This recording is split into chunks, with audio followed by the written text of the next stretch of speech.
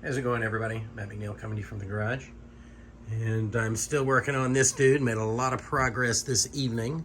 I ran by my friend Tim's house tonight from Four Steel Studios. Picked up these awesome eyeballs. That guy does amazing work. So if you're looking for eyeballs, Four Steel Studios, check them out. I don't have a dog in that hunt. Just really appreciate Tim and all the awesome work that he does making this stuff look great. So anyway, here we are. I made a lot of progress since the last video, and so you might go, well, how are we going to learn from this video because it looks done? I'm still not done, but I figured I'd pop in here and let's talk about what I've done here. So since the last time, I've done a lot of painting. Before that, I burned a bunch of little holes in his face and made some modifications to that mouth opening once I saw how it was kind of all fitting together. And I used a wood burner.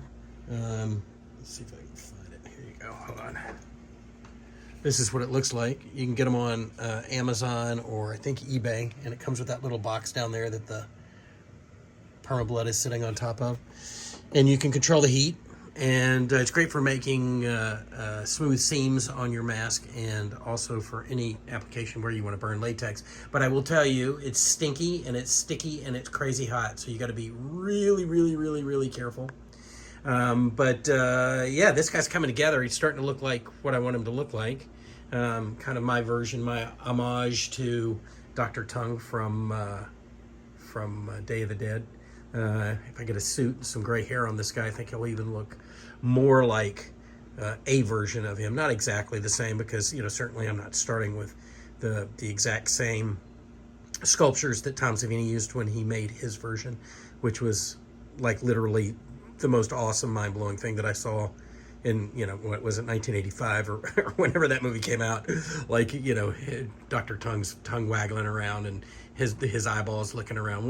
One note which is crazy is if you look at the reference from the movie, you know, he doesn't have like any kind of glazed over eyes that I can tell. It's just eyeballs. So I opted not to put zombie eyes in this guy and go with this kind of look.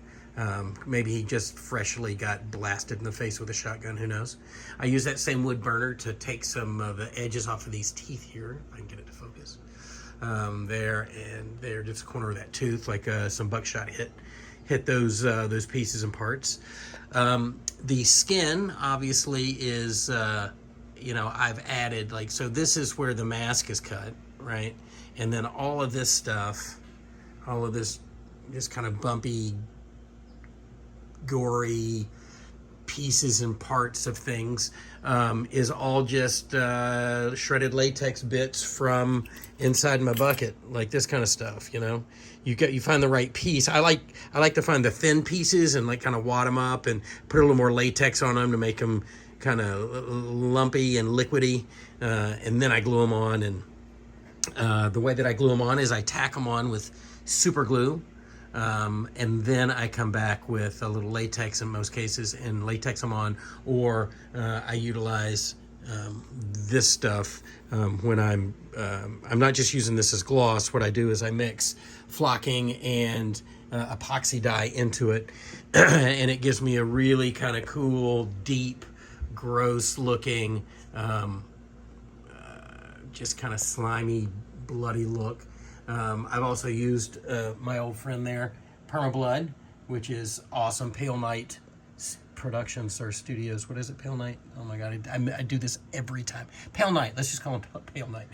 Kit Polly, I think is his name, owns that company or runs that company or is somehow involved in that company, and they make an awesome product, Permablood. It's fantastic. As you can see, I'm getting low. So last night I actually ordered another version of this bottle, which has lasted several years, by the way. It's fantastic, and I've used it on both of these guys.